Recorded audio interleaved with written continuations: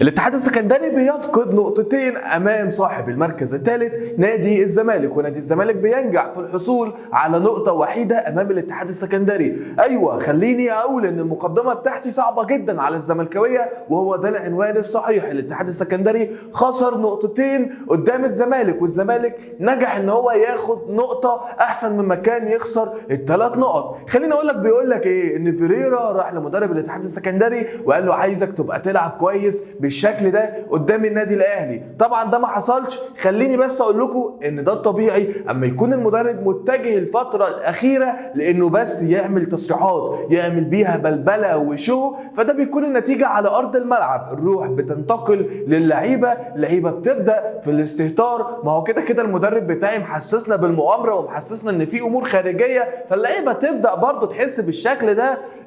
بنتكلم برضو على تصريحات في التلفزيون او تصريحات في القنوات بتمس اللعيبه وبتمس سمعه اللعيبه. بنشوف حاجات غريبه من نادي الزمالك، خساره ثم تعادل ثم تعادل تاني النهارده نادي الزمالك. وزي ما قلتها زمان، نادي الزمالك فنيا مش افضل حاجه، فيريرا فنيا مع نادي الزمالك مش كويس، ولكن هو نادي الزمالك بمبدا المكسب بيجيب مكسب، وان النادي الاهلي واقع، فعشان كده نادي الزمالك كان كويس. اما لو نادي الزمالك تعثر فهتبص تلاقي نادي الزمالك بيتعثر في المباراه تلو الاخرى. وده انا قلته زمان، وارجعوا لفيديوهات زمان اللي الناس طلعت تقول لي يا عم بطل كلام فارغ، يا عم ده الزمالك ما شاء الله عليه. لا، فنيا الزمالك باين على ارض الملعب، ولكن في مبدا كده بيقول لك الفوز بيجيب فوز، الروح العاليه بتجيب فوز. اول خساره لنادي الزمالك او مع تعثر اسوان لنادي الزمالك، شفنا فضايح، شفنا كوارث، شفنا مهازل، شفنا تصريحات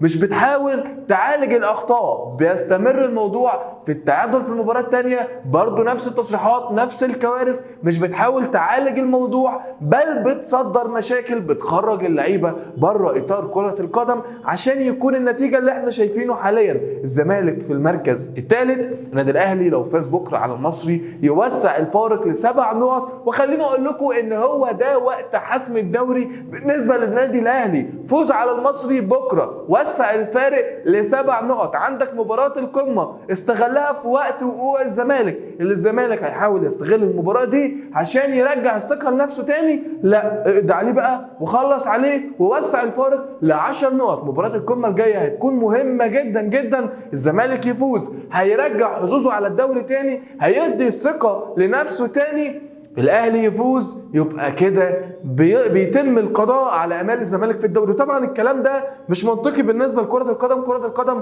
ملهاش حسابات، ملهاش كبير، ولكن ده على الورق هو المنطقي وهو الصحيح. الزمالك النهارده مفيش روح، مفيش فنيات، مفيش تواجد. حتى في اخر الدقائق الاتحاد السكندري هو الاقرب ان هو يسجل، هو الاقرب ان هو يجيب الهدف، مش الزمالك. الزمالك لا حياه لمن تنادي، فقدان تام للهويه، فقدان تام لاساسيات كره القدم. مفيش فنيات، مفيش جمله، مفيش حتى كوره كده بعيدا عن التسديده اللي جت في اخر المباراه تقول ان الزمالك كان ممكن يسجل بيها هدف. الزمالك ضيع بيها هدف محقق. ما حصلش الكلام ده.